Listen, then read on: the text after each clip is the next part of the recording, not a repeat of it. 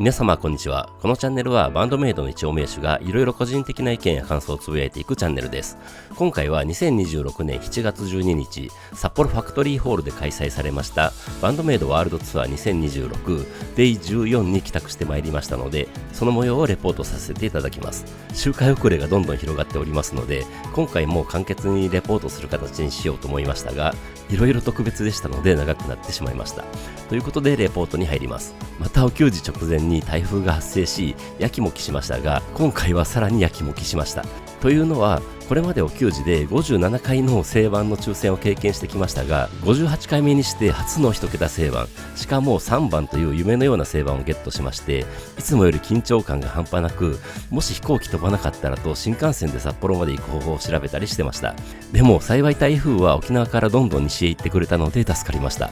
ということでお給仕前日となる7月11日を迎え、昼前に自宅を出発し、関西空港からいつものピーチで新千歳空港に向かいます。特に何も問題なく新千歳空港に着いて、快速エアポートで札幌駅まで行って、札幌駅近くのアパホテルにチェックインして翌日のお給仕に備えます。それでいよいよお給仕当日、まず昼食をとるべく、前回昨年8月の札幌ファクトリーホールの時は休みで行けなかったホテル近くのスープカレーのピカンティに行ってみると、また臨時休業。もう口はスープカレーの口になってましたので、近くのガラクに並んでスープカレーをいただきました。それで一旦ホテルに戻って14時くらいに札幌ファクトリーホールへ向かいます。というのは、今回正番に興奮しすぎて先行物販チケットの申し込みを忘れてしまっていまして、2回目の募集で一応 B70 と一般とほぼ変わらない番号はゲットしておいたという状況だったからです。今回もとりあえず雨は降っていないという状況でしたが、前回の時もそうで途中から雨が降り出したことを思い出しまして、一応傘は持っていくことにしましたが、結果的に雨は降らずで助かりました。会場に着くとすでに物販待ちの列ができてました。15時前くらいに QR コードが表示されて物販ブースに入って、これまでなぜか買い忘れていたチェーンステッチ T シャツとご当地 T シャツとくじを10枚購入します。くじの結果は外れなしなので、また全部当たりでした。戦利品を置きに一旦ホテルへ戻り、ご当地 T シャツに着替えて VIP 特典でもらったウエストポーチだけ身につけてすぐに会場へ戻ります。会場に着いて少しすると入場待ちの列が作られますが、初めての先頭です。4列並びでしたので前に誰もいません。それでいよいよ会場となって、チケットを見せてドリンク代600円をドリンクコインに変えてもらって会場に入ります。どこにしようかと思いましたが、最前列ど真ん中にしました。フェスとかヨーロッパで最前列は経験済みですが、フェスの場合はど真ん中は通路があったりして立てないし、ヨーロッパでも上手か下手でしたので、今回はど真ん中にしてみました。本当のど真ん中は一番の人が立たれてましたので、その右側でしたが目の前がお立ち台です。ステージまでは1メートルくらい離れてますが、めちゃくちゃ近い感じですし、ステージの幅もそんなにないのでメイドさんたちを近くに感じられそうです。ドラムは今回も直置きでしたが、正面で最前列なのであーちゃんもバッチリ拝めそうです。ちなみにフロアタウンは一つだけでした。知り合いのお嬢様お名手様お二人が私の上手側に並ばれる感じになったので、1時間ほどある開演待ち時間を楽しくおしゃべりとかしながら過ごせました。開演直前にアナウンスが流れてきまして、ご主人様お嬢様とかお給仕とかのバンドメイド仕様のアナウンスを久しぶりに聞けてほっこりしました。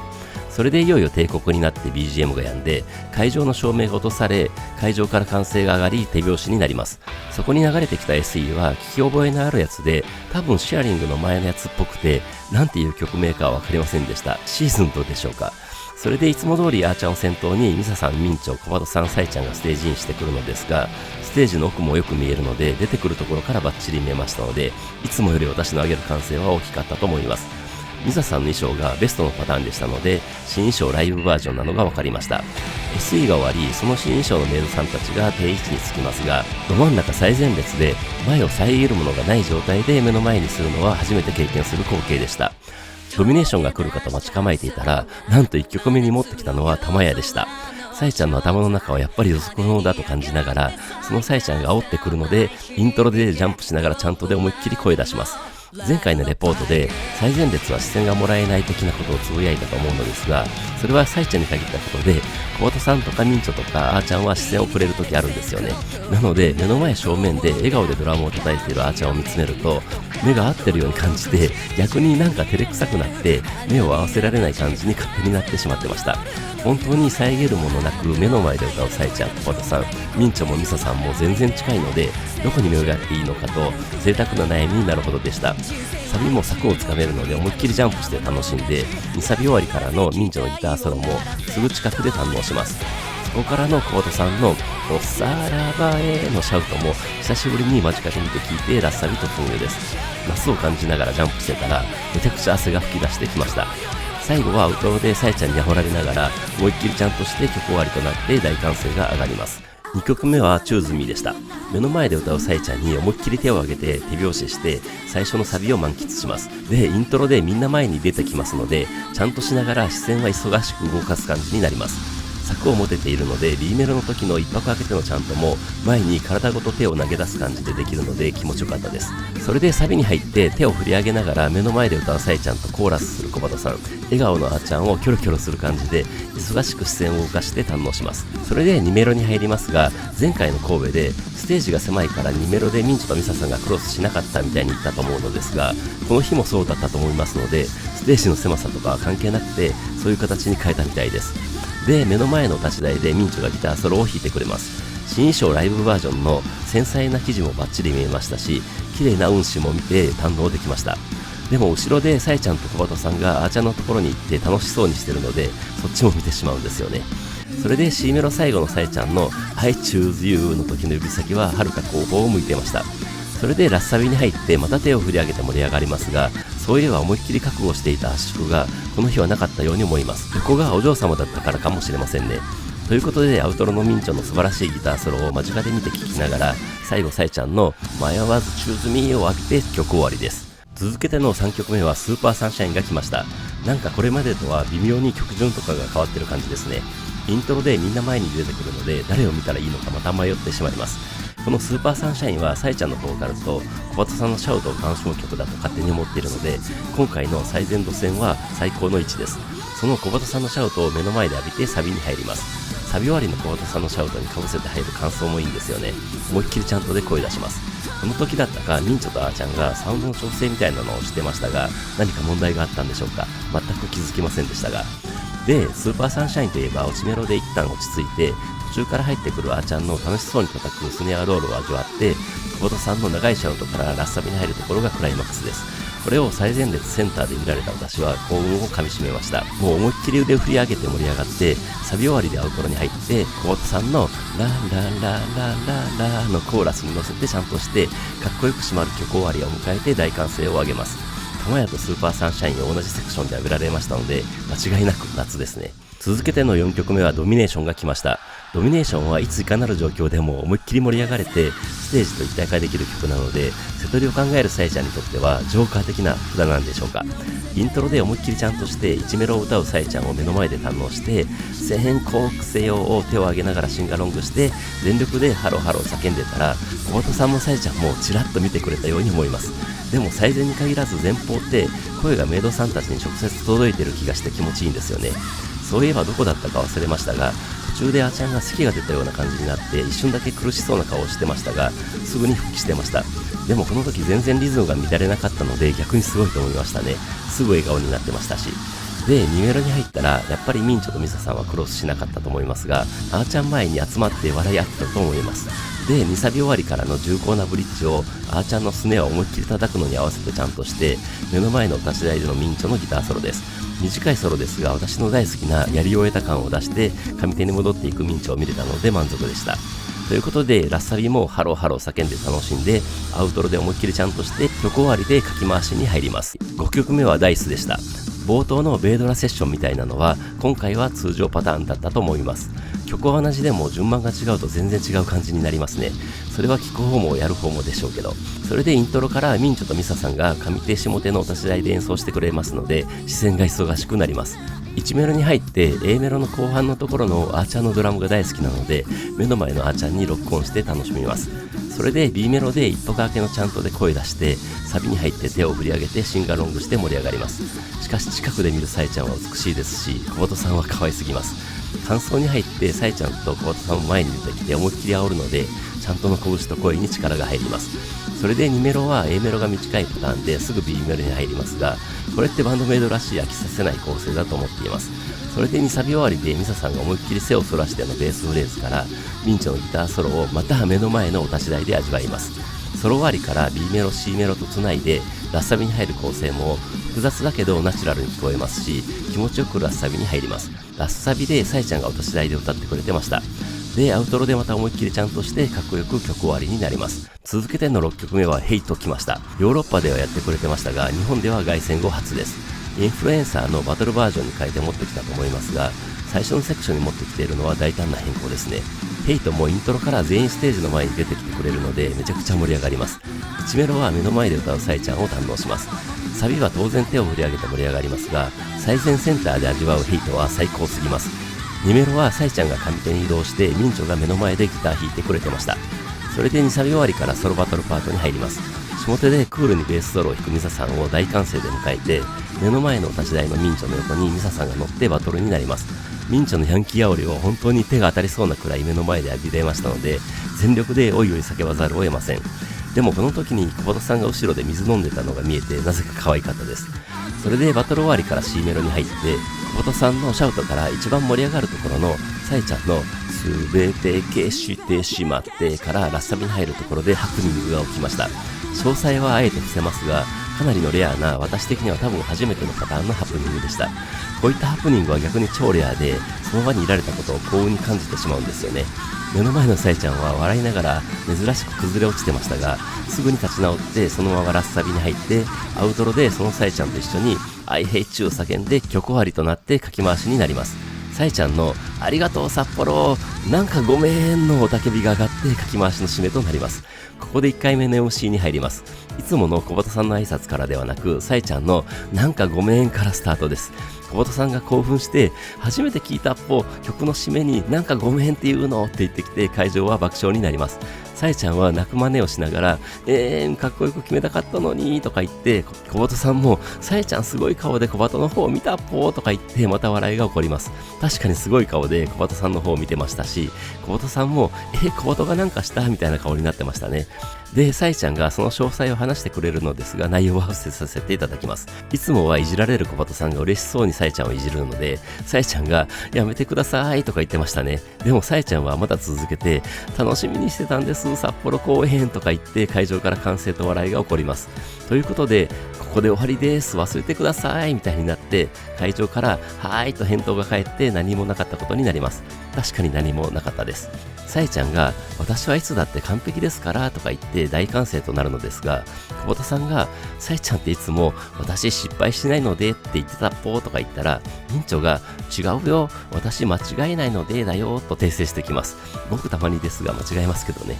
サイちゃんはレア会だねとか言ってましたが、本当にレア会に帰宅できて幸運でした。で、何もなかったということで、改めて小畑さんのお帰りなさいませご主人様お嬢様やってきました札幌で大歓声となります。このやってきましたは間違えたんではないんですよね。続けてバンドメイドワールドツアー2026、なんともうデイ14になりましたたくさんのご主人様お嬢様に来ていただいて、本日ソールドアウトでまた大歓声です。それで小畑さんはとても暑いので水分補給忘れずにとか、周りの方と助け合って仲良くするとか言ってましたが、この日の最前列付近はものすごく凪というか圧縮来ると思って心の準備してたのに来なかったですね。あと健康第一とか無理して倒れられたらびっくりするとか言ってましたね。サイちゃんも会ったことのない自分に会ってみたいとかダメだよとちょっと前のハプニングにかけたようなうまいこと言ってきて、小畑さんが今じゃない私たちも本番だしご主人様お嬢様もお給仕が本番だとかよくわからないことを言ってきて、サイちゃんに皆さん大変ですねライブを見に来たら本番って言われるってとか突っ込まれてました。それで小畑さんがちなみに今日初めてのご主人様お嬢様いらっしゃるって会場に聞いてきて、まあ手が上がってサイちゃんも小畑さんも喜んでましたが、小畑さんが札幌で初めての方に会えて嬉しいみたいに言った後、私を含む前の方を見ながらもちろん何度もお会いしてるご主人様お嬢様も嬉しいと焦って付け加えてました。それで新衣装の話になって、当然初めて見る方が多いと思うけど私たちは結構何度も来てるので普通になってしまった的なことを言って笑いが起こってました。で、小畑さんが初めての方向けにこれが通常の MC ですゆるい感じです的なことを言ったら、サイちゃんがいつもよりゆるいかなみたいに言って会場から同意の歓声が起きます。で、また小本さんが、最初は違いましたけどっぽね、みたいに混ぜ返したら、さえちゃんが、そういうこともあるとか言ったので、小本さんもそれを受けて、それがバンドですっぽ、みたいに言ったら、ミサさんがすごくうなずいてました。ミサさんもヨーロッパでハプニングありましたからね。その時くらいに上手でミンチョとさえちゃんがくっつくような感じで立っていて、なんかさえちゃんと喋ってたみたいで、さえちゃんがミンチョに、なんて言ってくれたんだっけって聞いて紹介してくれようとします。ミンチョは、さえちゃんは何も間違えてないとか言って会場から笑いと歓声が起きます。さらに、さえちゃんはいつも正解、さえちゃんが一番偉いとか言ってきて、さえちゃんに、かなめちゃんは私のなんだっけみたいにミンチョに促したら、ミンチョが天然ボケで、いや僕ですとか言ってきたので、さえちゃんに違うだろう、TO だろうって訂正されてました。ミンチョは、あ、TO だ、私はさえちゃんのトップオーダーですって言い直して、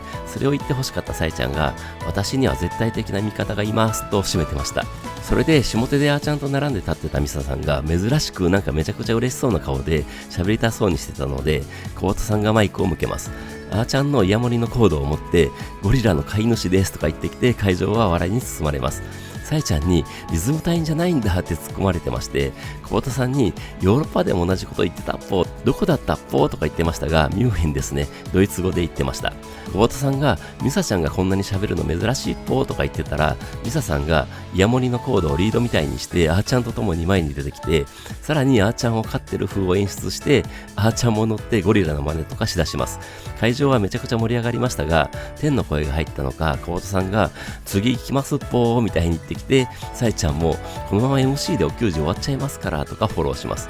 さえちゃんのこの後の予定もあったりするでしょうからねに会場からないよーって声が上がって、さえちゃんに作れーとか言われてました。でもさえちゃんはそれに乗って打ち上げ来るかーとか言ってきたので、当然会場から行くーみたいな声が上がります。いらんこと言った感じになって、さえちゃんは困ります、ハッシュタグバンドメイドでつながりましょうと言いなしてました。それでグッズ紹介に入ります。ニューアイテムが追加されたということで、ローズ T シャツの紹介から始まります。さえちゃんが説明してくれますが、今まで赤と青を出してきまして、今回は赤と青をグッとしたやつみたいによくわからない説明をしてくれました。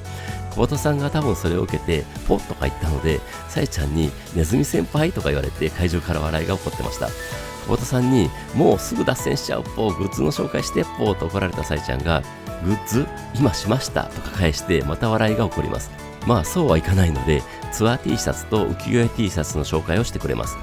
浮世絵 T シャツの説明の時に、最初小本さんがスターリーピジョンって言ってたのを聞き逃しませんでした。すぐにスターリーピジョンズって言い直してましたが、それで小本さんが背中に小鳩を背負ってみるのはいかがでしょうかぽーとか言ったら、さえちゃんが胸ポケットに鳩を入れてみたいにボケてましたが、すぐに嘘ですとか言って自ら気づいたのか、もうちょっとちゃんとしようって言ってきて、会場は笑いに包まれます。でも会場から大丈夫みたいな声が上がって、さえちゃんはじゃあ今日は私はこういう感じでいきますみたいに開き直ってました。それでそういう感じのさえちゃんが他にくじとかありますみたいに適当に言ったので、小本さんに雑っぽーとか突っ込まれてました。で、終わりそうになったのを小本さんが止めて、ご当地 T シャツの話になります。実はこの日前方はほとんど黒い T シャツの人で埋まっていたのですが、最前列の私と隣のお嬢様お名刺様2人とその3人の後ろ3列くらいが固まってご当地 T シャツを着ていて、真ん中の前方が水色の塊みたいになってましたので、多分ステージから見ても目立ったはずで、さえちゃんはこっち見てみんなすごく似合ってるねみたいに言ってくれてました。で、さえちゃんが色は何でしょうかって聞いてきて、会場からファイターズって声が上がって、さえちゃんがあーとか言って怒るという鉄板ネタをやってくれてました。小畑さんもそれ以上はやめてくださいぽーとか言って止めてました。それで不正解ということで、会場から青い池って声が上がります。さえちゃんがそれ前も聞いたとか言ってましたが、確かに前回も言ってましたね。前回ネットで調べたので覚えてます。でも違うということで、次はターコイズって声が上がりましたが、それは神戸です、ダメですと却下されて、シャコタンブルーの声を拾ってそれにするみたいになってましたが、シャコタンブルーも前回言ってたのを私は覚えてました。で、正解はということで、さえちゃんが私の中では海ですと思わずざっくりしすぎやろうって突っ込みたくなるようなことを言ってきて、会場から笑い声が漏れます。でもさえちゃんはシャコタンブルーが気に入ったみたいで、どことか聞いてきて、シャコタンの海とか小樽の向こうとかの声が上がります。で、さえちゃんは、私シャコ好きだしとかも言ってきて、シャコブルーはちょっと嫌じゃないとか、自ら言ったことに自分で突っ込んで、この色何なのって聞かれて、シャコブルーっていうの嫌じゃないとか、さらに乗りツッコミもやってました。最後は、皆さんは各々の海を言ってくださいみたいに言って、小鳩さんに投げたっぽーと呆れられてました。あと、シルバーの文字は白波をイメージしているとかも教えてくれてました。それで会場から拍手が起こるのですが、サイちゃんが拍手が少ねえなとか言って、小鳩さんもなんか意見があったら言ってっぽーとか受けてたので、多分このままだと終わらないと察した天の声を聞いたかのようなお名主様が、サイちゃんが正解って叫んだので、サイちゃんがそうだった私が正解でしたって言って、うまくこの場が閉まりました。サイちゃんはすみませんもう吐けますとか言って後ろに下がるのですが、会場もざわついていて、小鳩さんも次いけるとか動揺します。小鳩さんが今日はなかなかハードルが高いっぽねとか言ってる時に、ミサさんが小鳩さんの衣装を直してました。小鳩さんは優しいっぽとか、私の飼い主にもなってほしいっぽとか言って会場から笑いが起きます。でもその効果もあってか、やっと落ち着いた小鳩さんの今日も素敵な夜にする準備はできてますかっぽーに会場は大歓声で答えて、楽しんでいきましょうぽー、ようこそバンドメイドのお給仕へで次セクションに入ります。ということで MC 明けとなる7曲目はさよなき鳥でスタートしました。目の前にいたさえちゃんがいなくなって、真正面は本当にあーちゃんだけになったので、もう照れてる場合ではないです。基本あーちゃんをガン見しながらイントロでジャンプして、コータさん、ミンチョ、ミスさんに視線を移す感じで、さよなき鳥のボーカルと演奏を楽しみます。しかしこのさよなき鳥ってそんなにめちゃくちゃハードな曲ではないと思うのですが、サビ前とかサビの時のあーちゃんのドラムがパワフルすぎて見とれてしまいます。2メロはちょっと気を取り直して、ミサさんのベースやミンチョのギターフレーズも堪能して、2サビはまた飛び跳ねるような感じで盛り上がって楽しみます。2サビ後の喋ってるようなところ、本当にマイクが声拾ってるのか分かりませんが、小鳩さんがちゃんと歌っていて、その歌い方がなんか好きなんですよね。で、小鳩さんのリズムギターソロです。私の目の前のお立ち台、近すぎるくらいの位置でソロを弾く小鳩さんは、衣装の生地まで確認できましたし、オクターブ奏法でフレットを押さえる指もバッチリ見えて最高でした。しかし、小鳩さんの腕とか指ってなんか赤ちゃんみたいで可愛いんですよね。私だけかな。それでクライマックスとなる小鳩さんの高音マックスのところは、この日はちょっと苦しそうでしたが、無事歌い終えて大歓声となります。もうここで大歓声上げるのは、海外も含めてお決まりになっているのが何気にすごいと思います。最後はミンチョの素晴らしいギターソロ的なフレーズからかっこよく曲終わりとなって大歓声が上がります。8曲目はオンセットでした。ミンチョと小鳩さんが笑顔で向き合ってギターを弾き、あーちゃんも当然笑顔で激しいドラムを叩くところが本当に目の前で繰り広げられてイントロに入ります。ここはあーちゃんの16ビートのハイハットを叩きながらのバスドラの変則リズムがお気に入りなので、私の目はあーちゃんにロックオンしてました。それで A メロ的なところに入ってミンチョ、ミサさん、小鳩さんに視線を移しますが、途中から入ってくるあーちゃんのスネアのフレーズがこれまた大好きなので、またあーちゃんに戻ってしまいます。そのまま B メロ的な変則リズムのセクションに入りますが、ここもどうしてもあーちゃんのドラムを見てしまいます。で、サビに入りますが、本当に近くでミンチョの綺麗なタッピングフレーズを見れましたし、小鳩さんがニコニコでギター弾いてるところも堪能できました。2メロも目の前でみんなの演奏をキョロキョロしながら楽しんで、ミサさんのベースソロパートです。ほぼ横から見る感じになるミサさんを堪能して、次は思いっきり右を向いてミンチョのソロパートです。ミンチョが最初のところでワウペダルを踏む足元もバッチリ見えました。で、目の前の小鳩さんのリズムギターソロになって、ミンチョもミサさんもあーちゃんも盛り上がっていって、最後はあーちゃんのドラムソロですが、本当に特等席で見れたような感じでしたので最高でした。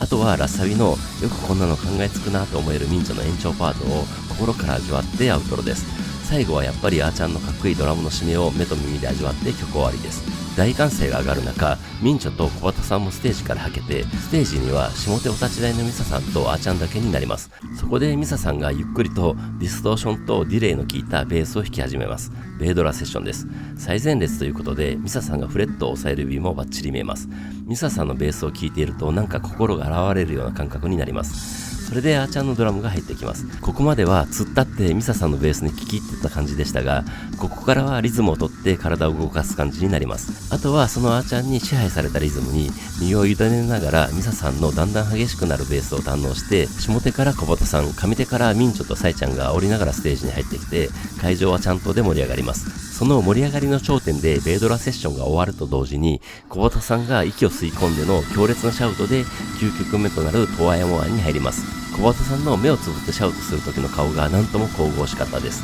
イントロで思いっきりシンガロングして1メロに入って目の前でサイちゃんが歌い出します。この曲では特にそうだったのですが、ロングスカートになったのをいいことにめちゃくちゃ足開いて歌うので迫力がさらに上がってるように思いました。新衣装で横に足を開く自由度が上がったんでしょうね。でも身をくねらせながら歌うサイちゃんは本当に妖艶で情熱的な感じで見とれてしまいます。サビは最前列なので気を使うことなくヘドバンできますし、サビ後半はあーちゃんのドラムに合わせて高速で拳を振り上げる感じで盛り上がるところもお気に入りです。2メロも目の前でかっこよく歌い演奏するメイドさんたちを堪能して、サビ終わりからのミンチョのカオティックなギターソロもフレットのどこを押さえているのか分かる距離で楽しみます。それでラスサビは忙しいです。サイちゃんのボーカルはもちろん、久保田さんのシャウトする姿も見たいし、ミサさんミンチョの演奏も見たいですが、やっぱりあーちゃんの鬼気迫る感じのドラムを目の前で味わえることはめったにないので、あーちゃん多めに拝ませてもらいました。アウトロで思いっきりシンガロングしてたら、久保田さんに少し見てもらえたような気がしますが、多分隣のお嬢様だったと思います。10曲目は刑事でした。これで私的には3回目の給仕での刑事になりますが、聴けば聴くほどハマっていくやつですね。冒頭のところもひょっとして本来は2フロアのところなんでしょうか。改めて音源も聞いて歌詞カードを見て確認すると、冒頭のサイちゃんのボーカルで始まるところ A メロなんですよね。これって珍しいというか、サビ始まりだったりインフルエンサーやレディートゥーロックみたいになんとかメロと言えないところを冒頭に入れてくるのはありましたが、 A メロ、しかもイントロの後にその A メロの一部を日本語に変えて繰り返す構成って初めてじゃないでしょうか。ありましたっけ。それでサビもヘビーなままで、サビ終わりからの感想はもう完全にメタルテイストです。こういうのもいいですよね。でも2メロの冒頭は1メロの A メロとリズムのメロも全然変えてくるんですよね。緊張節です。でも B メロからは元のヘビーな感じに戻って、そのまま2サビです。2サビはブレイクなしで入るところとかも緊張節を感じます。サビ終わりでミサさんのベースソロから C メロに入ってミンチョのギターソロにつなぐ構成は最近のお気に入りな感じがします。でもやっぱり私的にこの曲のクライマックスと思っているのは、ギターソロ終わりのあーちゃんのダダンダダンダダンみたいなフロアタムです。しかも今回は目の前で浴びられましたので感無量でした。ここ2フロアならさらに迫力増すんでしょうね。見てみたいです。ということで綺麗にブレイクして入るラッサビからサイちゃんのボーカルを入れてくるヘビーなアウトロも堪能して曲終わりです。ここでサイちゃんがキーボードの前に移動しましたので、11曲目はロック&ロードですね。冒頭のあーちゃんの激しすぎるくらいのドラムを目の前で浴びて満喫してイントロに入ります。会場はここはちゃんとする感じですね。しかしキーボードの前に立つサイちゃんの横顔が神々しかったです。で、私的にはサビよりも好きな B メロのあーちゃんのドラム、ミンチョ、小畑さんのギター、ミサさんのベース、サイちゃんのキーボードがユニゾンみたいになるところを最高の景色で堪能します。で、最高に盛り上がった状態でサビに入って、ここは手を振り上げる感じで盛り上がります。サビも冒頭はユニゾンみたいな感じですよね。それで感想から2メロに入って冒頭はサイちゃんのソロ的なパートになりますが、終わってミサさんのベースソロパートにつなぐ時のキュルフンってやって終わったぞってドヤ顔みたいになる感じのところ気に入ってます。その後 B メロを挟んでまたソロパートになって、まずはミサさん、次は小畑さんになりますが、小畑さんのリズムギターソロは目の前の立ち台で弾いてくれましたので、最高に目と耳の保養になりました。最後は大御所ミンチョ先生のギターソロですが、もうソロなのか普通の演奏なのかわからないというか、ミンチョはずっとソロ弾いてる感じなんですよね。あーちゃんはずっとドラムソロ叩いてるような感じです。で、最後はみんなでラスサビを演奏する形になりますが、ここで最初に一瞬ブレイクしたような感じになるところがかっこいいです。最後はアウトロでちゃんとして曲終わりとなります。12曲目はプレゼントパーフェクトでした。目の前のお立ち台でサイちゃんが冒頭のロングトーンを歌い上げてきます。息がかかりそうな距離で浴びると格別です。それでそこから前置きというかイントロに入るところを準備できる感じなので、みんな待ち構えて思いっきりのチャントに入る感じになるところも大好きです。サイちゃんも思いっきり煽ってきますしね。それで A メロ B メロは気持ちよく体を動かしながら楽しむ感じになって、サビは最前列ということもあって思いっきりヘドバンで楽しめます。しかし本当に気持ちよさそうに歌うサイちゃんの声も、綺麗なコーラスを聴かせてくれる小畑さんの声も直接聞こえてるんじゃないかと思える距離で聞くプレゼントパーフェクトは最高です。あーちゃんがずっと笑顔でドラム叩いてるところや、たまに真剣な顔で叩いてたりするところも見れますし、もちろんミサさんミンチョもいつもより近いので足元まで見えるわけです。2サビ終わりでその足元まで見えるミンチョのかっこいいギターソロも目の前で堪能して、落ちメロに入って手拍子しながら、その状態でこれから訪れるクライマックスを待ちます。ということで、本当に目の前で天を仰ぐような感じでシェーバーワーのところを歌い上げるサイちゃんを感激しながら見て聞いて、素晴らしいスネアロールを披露してくれるあーちゃんも目の前で味わって、ラスサビに入るところはもう感動を通り越してました。もう思いっきりヘドバンしてクラクラしながら最後小畑さんのシャウトも味わってアウトロで思いっきりちゃんとで声出して曲終わりの大歓声となります。本当にこのシチュエーションでこの素晴らしいプレゼントパーフェクトを味わうことができて幸せな気分になってました。興奮冷めやらない中、続けての13曲目はエンドレスストーリーです。さえちゃんが目の前の立ち台に立ってシンガロングを煽ってきますし、小畑さんも真っ白な右手を上げてシンガロングを促してきます。なので私も全力でシンガロングしましたが、後ろからの声もすごかったです。1メロに入るとミサさんのベースがお気に入りなので、ミサさんの方を見たり、やっぱりさえちゃんを見たり、あちゃんを見たりとキョロキョロしてしまいます。それでサビに入るときに手を上げてそのままサビでヘドバンしながらシンガロングします。ちなみにそれでいいよはみんなシンガロングするのでいいのですが、君とたどるよはなんか半分くらいになるので、シンガロングしないのが正解なのかよくわかってません。感想でサイちゃんが手ハートを私の右側のお嬢様を名士様にしてくれてたので、ちょっとそのコンボレをもらえた感じがして得した気分になりました。2メロに入るとさらにミサさんのベースがすごくなるので、ミサさんを見てしまいますね。それで2サビもシンガロング楽しんで落ちメロに入りますが、最近みんな頑張ってシンガロングするので、サイちゃんのボーカルが聞こえなくなるくらいですね。それで限界まで声出したくらいにちょうどラッサビに突入します。もう声出しすぎて体力も限界になった状態で浴びるラッサビは感情がぐちゃぐちゃになる感じでハイな状態になります。で、そのままアウトロというか最後のパートに入ってミンチョの素晴らしいギターソロを聴きながら残った体力で思いっきりシンガロングします。会場はもう完全に一体化した感じになって演奏を止めてのシンガロングになります。あーちゃんもスティックを上げて一緒に歌ってます。最後さえちゃんの笑顔でのありがとうをもらって曲終わりです。心地いい疲労の中、続けての14曲目はデイズでした。サビ始まりのこの曲をまたさえちゃんはお立ち台で歌ってくれます。なので本当に目の前で見上げる感じで見とれながら手拍子しながら聴き入ります。それでミンチョの綺麗なタッピングのイントロに入りますが、ここはちゃんと合わないとみんな認識しているのか聴き入る感じになっているのがみんな分かってるねって思ってしまいます。それで A メロ B メロと素晴らしい歌詞を歌うさえちゃんに見とれて、小畑さんの綺麗なハーモニー交わってあーちゃんのスネアで盛り上げていってサビに入る構成は素晴らしいです。サビ終わりでまた綺麗なミンチョのタッピングフレーズの感想に聞いて2メロに入ります。2メロは B メロ終わりでミンチョのギターソロになりますが、これもこの曲のエモさを演出していると思います。それで C メロ的なところに入ってリサさんのめちゃくちゃ味わい深いベースフレーズから大サビへ展開します。ラスサビ終わりでアウトロに入りますが、目の前なのでサイちゃんと小畑さんが最後のハーモニーを歌うところの口元までバッチリ拝んで演奏を止めてアカペラ状態でのハーモニーを最後に楽しむ。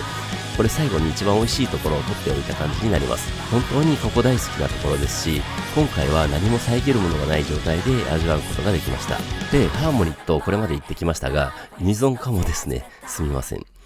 15曲目はフォービドンテールです。最初のサイちゃんのボーカルで始まるところ、小畑さんもアルペジオを弾いているのをバッチリ見れました。ということでミンチョと小畑さんでハモってるということですね。こっちはハーモニーです。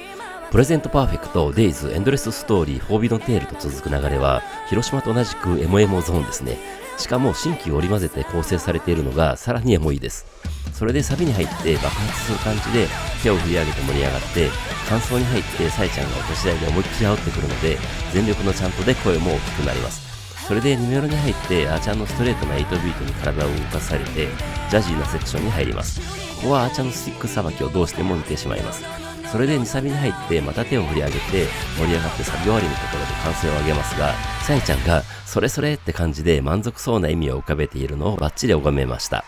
そこからは怒涛の曲展開になっていきますが、 I hold you tight のところからは私はヘドバンして気持ちよくなっていきます。それで Nobody can stop us のところは目の前のさえちゃんに手をかざして聴き入ってラッサビに入ってまた爆発する感じになりますが、本当に気持ちよくなります。ラッサビ終わりからの最後のセクションはここもヘドバンしてしまいますので、実はハードな曲よりも私的には体を酷使する曲でもあります。最後のアウトロではまた全力チャントにもなりますしね。ここで2回目の MC に入ります。さえちゃんの盛り上がってるか札幌に大歓声で答えてスタートです。で、さえちゃんの暑いに小畑さんも暑いっぽーって答えて水分補給しっかりするっぽよみたいなことを言ってました。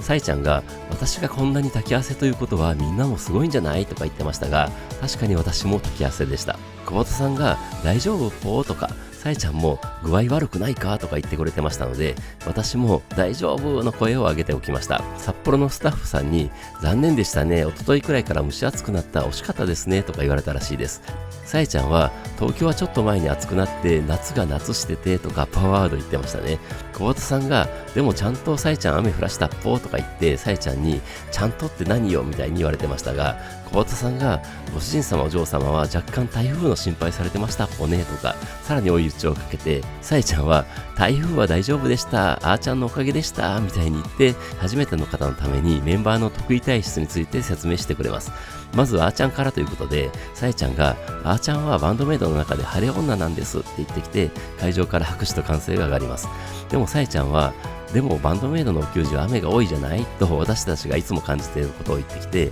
なんでこんな超絶晴れ女がいるのにってなるでしょうと続けて、発表します、私ボーカルの佐伯は悪天候女なんですと改めて明確に発表してくれてました。しかも雨女どころじゃない、台風も呼べる、嵐も呼べると私たちを散々やきもきさせてきたことも告白してくれて、小畑さんも特に阪神勝ったりしたら悪天候になるっぽねとか、さえちゃんのテンションが上がった日、気合が入りすぎてる日は大変ぽーみたいに補強します。さえちゃんが続けて、夏は台風、冬は大雪とか言った時に小畑さんが、今日の時もあったっぽーって言って、さえちゃんが、マジなんかごめんねとか言ってましたね。今まであまり口にしてこなかったからか、さえちゃんはさらに続けて、私がお願いしてるとかじゃないんですけど、お給仕が発表されると、それまでに何もなかったのに急に台風が発生したりするとかノリノリで言ってきます。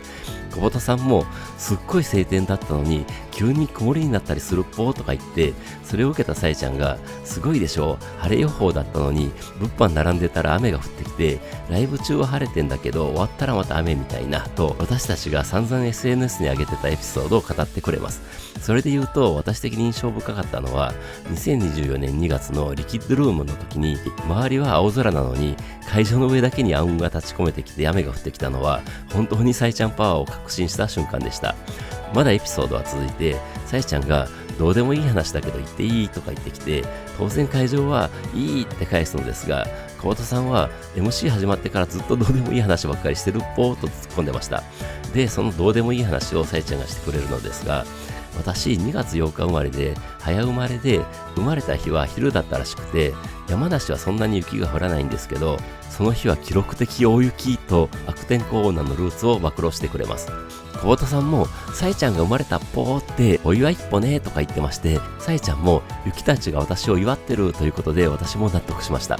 それでまださえちゃんは続けて、初ワンマンが渋谷ミルキーウェイでやったんですけどと、すごい昔の話をしだします。で、当時はまだ手売りとかしてたんですけど、私たちにもそういう時代があったんです。でも皆様のおかげでこういう人間になってしまいました。皆様のおかげでこうしてステージに出させていただいてますと、すごい嬉しいことを言ってくれて、会場から歓声が上がります。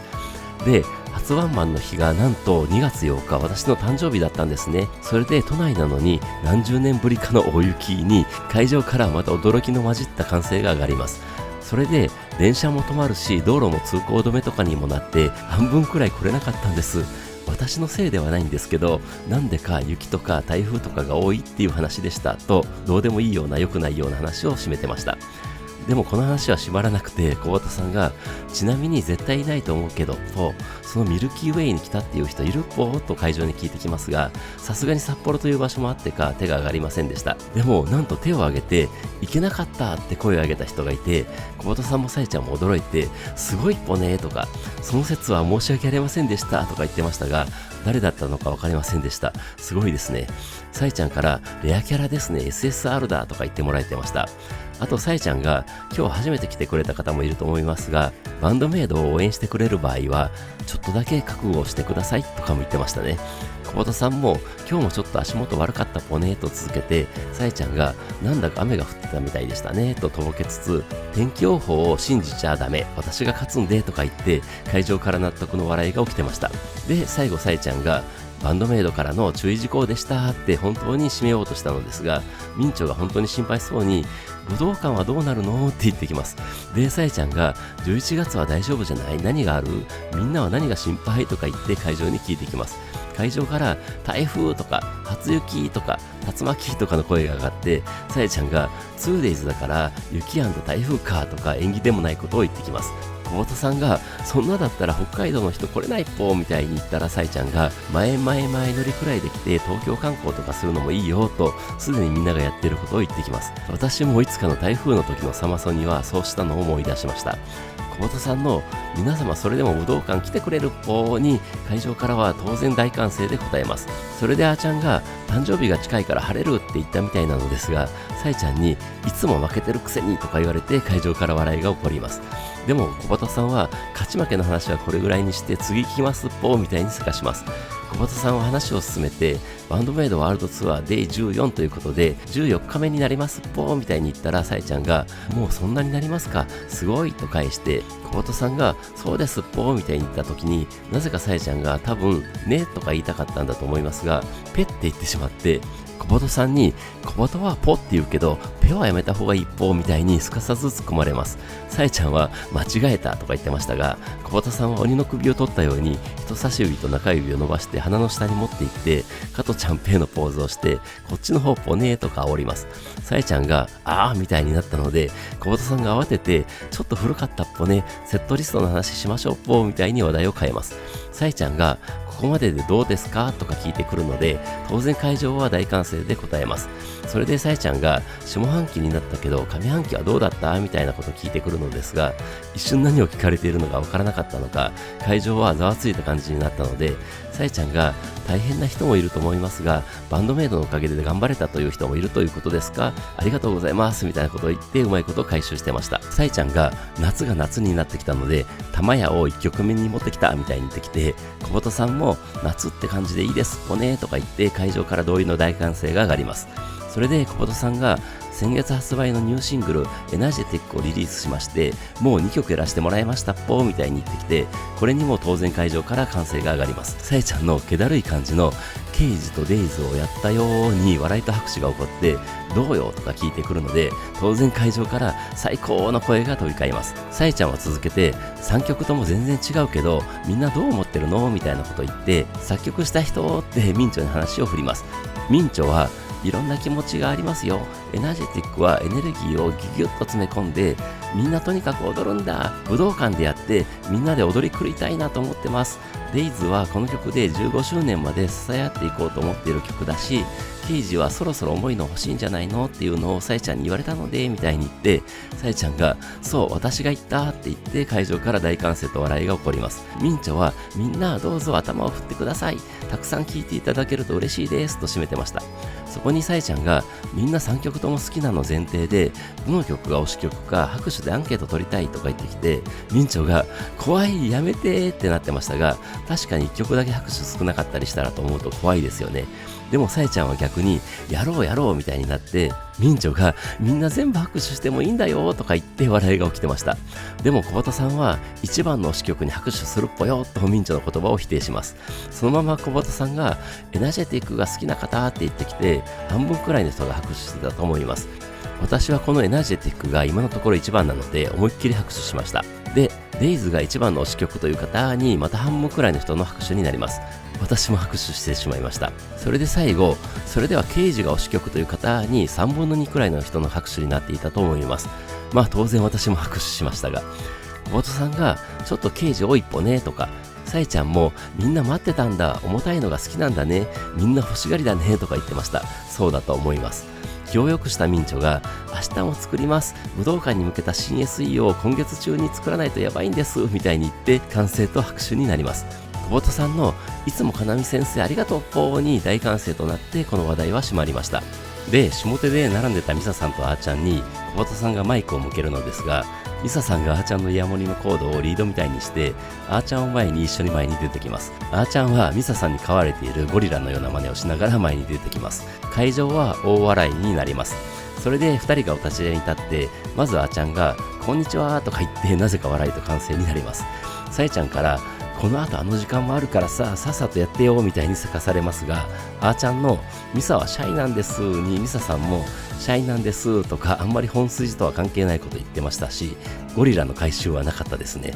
で、あーちゃんの今日はどんな気持ちで札幌に来たんですかにミサさんは一番はビールかなって答えたら、ミンチョがビールを持ってきます。小鳩さんに今日何飲んでたっぽって聞かれたミサさんは札幌クラシックって答えて会場から歓声が上がります。それで天の声が入ったのか、さっさと乾杯しようとしていたのですが、ランドリーとか言いながらいつも通りわちゃわちゃしてました。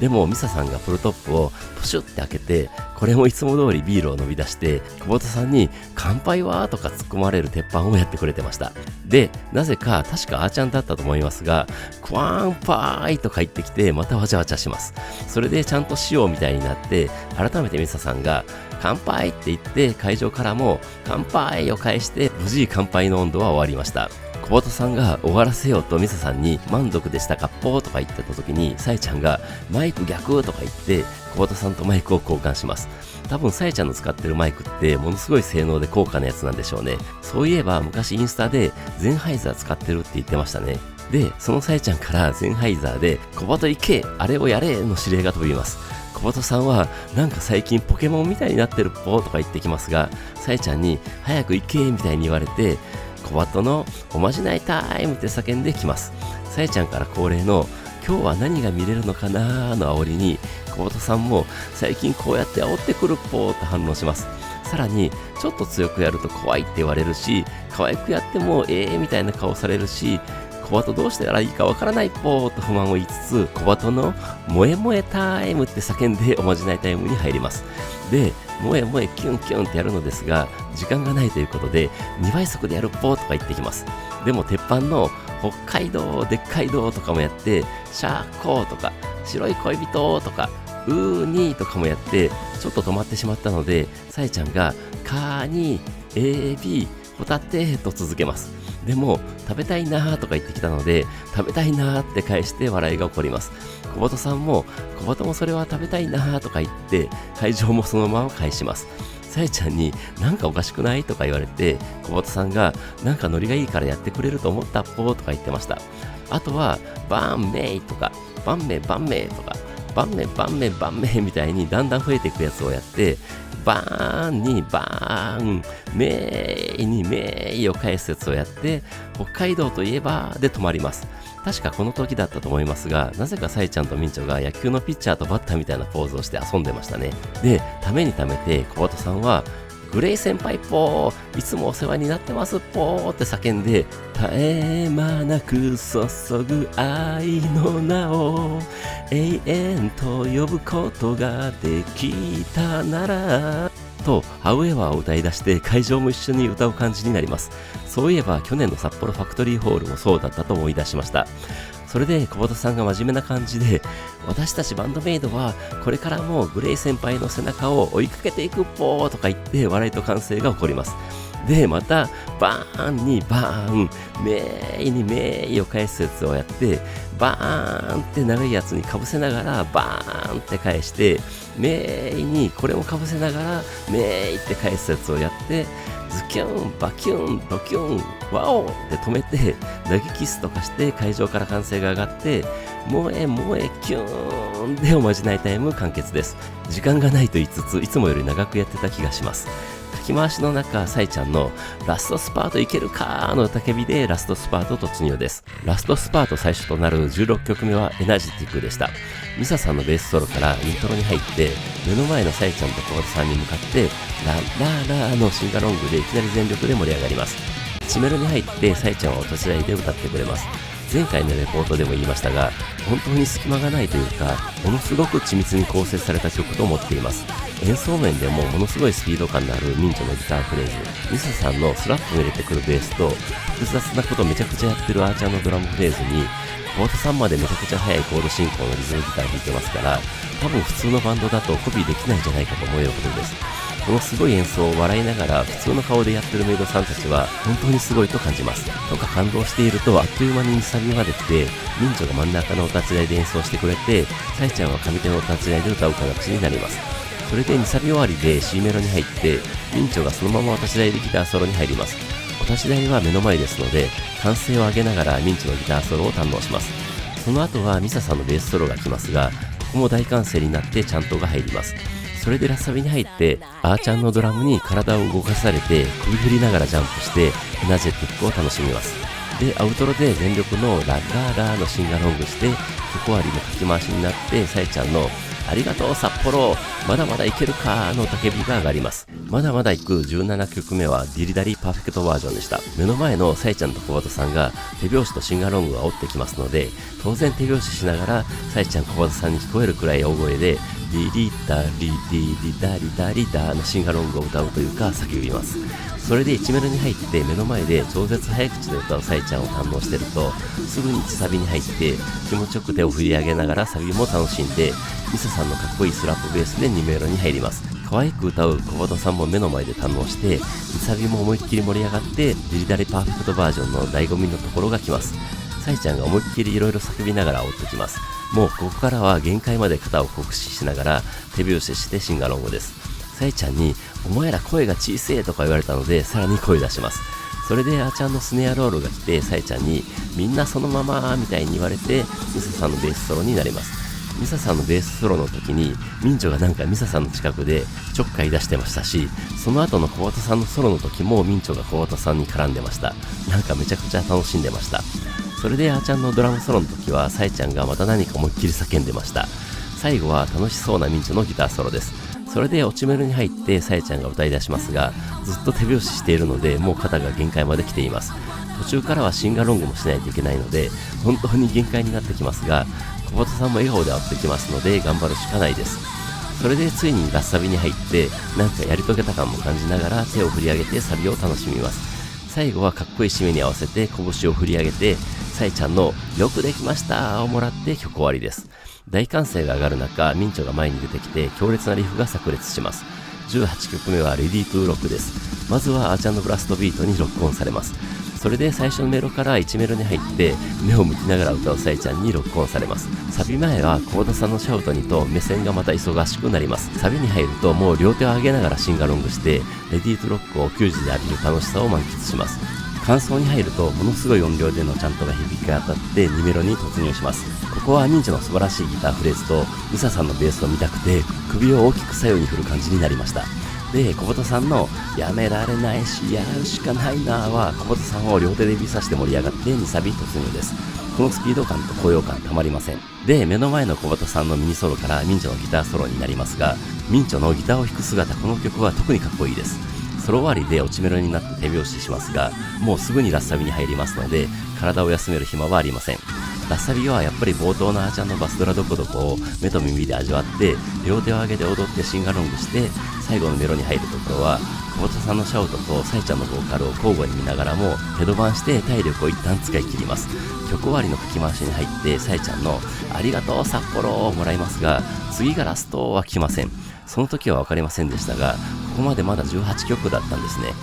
ということで19曲目はラストではない状態でノーゴッドでした。あーちゃんのドラムソロ並みのドラムフィルを目の前で浴びてイントロに入ってさえちゃんの煽りが来ます。柵があるのでジャンプもしやすいのでちゃんとしながら思いっきりジャンプします。目の前で歌うさえちゃんと小鳩さんに両手でルールルーもやって小鳩さんのコーラスに合わせて手を上げてサビに入ります。もう当然思いっきりジャンプしてシンガロングです。やっぱりお給仕でのノーゴッドは楽しいです。で、感想に入ってさえちゃんはジャンプジャンプって煽ってきますし、小鳩さんは笑顔で飛び跳ねながらギター弾いてますので当然ジャンプしながらのちゃんとの声も力が入ります。2メロに入ってさえちゃんが旗を持つのかと思ったら持たずに下手の方に移動して歌ってます。小鳩さんが上手の方に移動してましたので小鳩さんを見ながらサビもジャンプしながら楽しみます。サビ終わりでミンチョの短いギターソロになりますが、ここのあーちゃんのドラムも大好きなのであーちゃんも見てしまいます。それでさえちゃんと一緒にゲッダウンを叫んでミサさんのベースソロです。ここは思いっきり手拍子するところです。それで落ちメロに入りますが、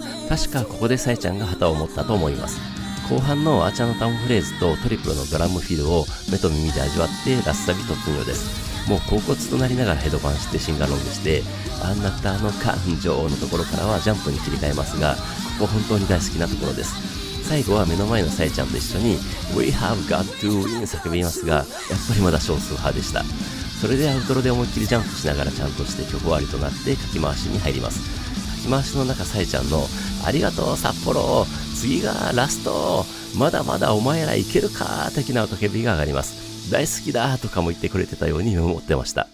何が来るかと思っていたら、ラストとなる20曲目はアンリッシュでした。この流れはロンドン球児でのアンコールと同じ流れです。アクシデントというか例外みたいな経験を早速セトルに取り込むというサイちゃんの創造性に驚きました。多分、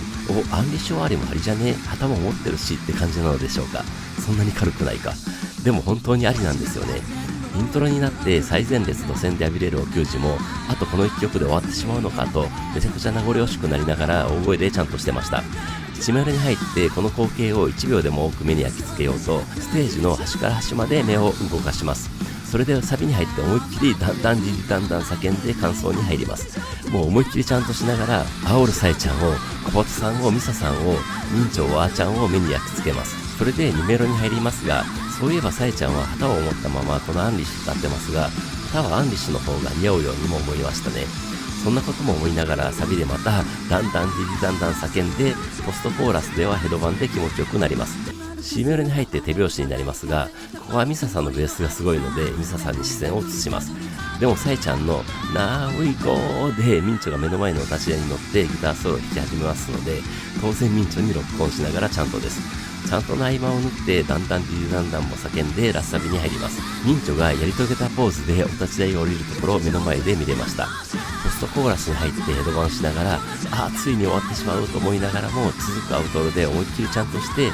心残りがないように全力でだんだん叫んで最後までちゃんとで声出します。終わりサイちゃんの最高をもらってかき回しに入ります。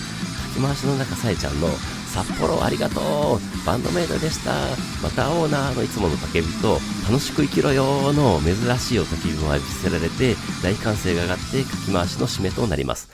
小鳩さんが前に出てきて、それではまたお会いしましょうぽ、ご主人様お嬢様いってらっしゃいませ、バンドメイドでしたぽのちょっといつもと違う挨拶でバンドメイドワールドツアー2026デイ14札幌ファクトリーホールの球児は幕を閉じました。大歓声が上がる中、ミンチョミサさん小鳩さんのピック投げが始まりました。サイちゃんもミンチョにピックをもらって投げてましたが、当然全て頭の上を通り過ぎていきます。でもそんなのは全然問題なくて、遮るものがない状態で笑顔でピック投げをする姿、笑顔でステージアウトするメイドさんたちを見届けて、初の最前列土線で堪能できたお給仕は終結しました。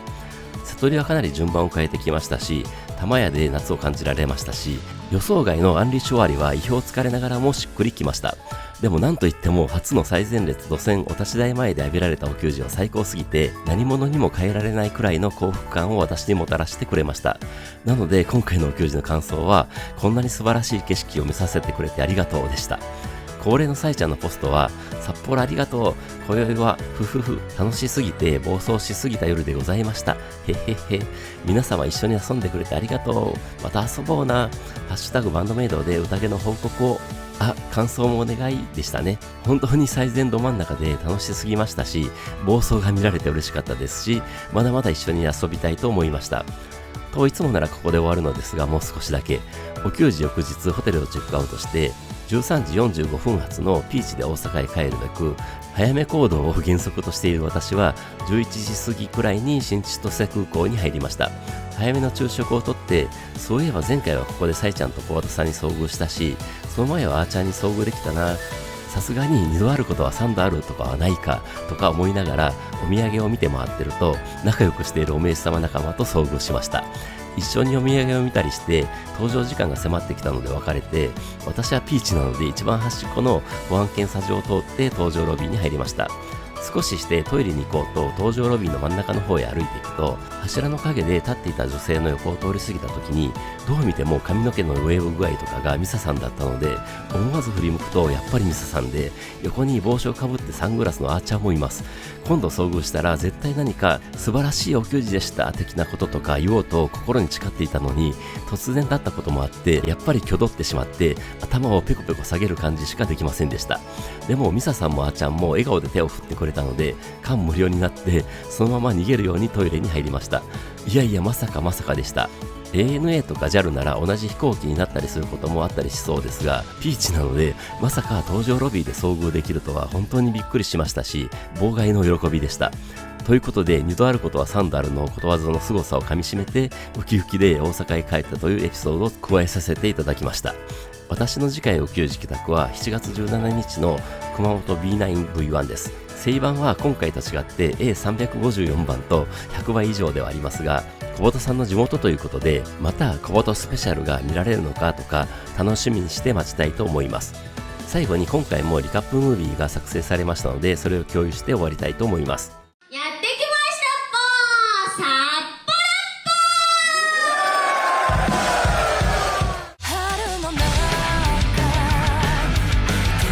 で会った日の空はスターライト、君がいたあの日のような I can feel you in バンドメイドワールドツアー2026札幌ファクトリーホールデイ14終わりましたっぽー。札幌楽しかったっぽー。ジンギスカンポ。誰かのものじゃなくて僕らのストーリーはいつも鳴りやまない Everybody knows Nobody knows 最終回超えて Sitting now もう限界なんて Sliding now Don't like it let me kill you boy はい、ということで今回は以上です。それではまた次回。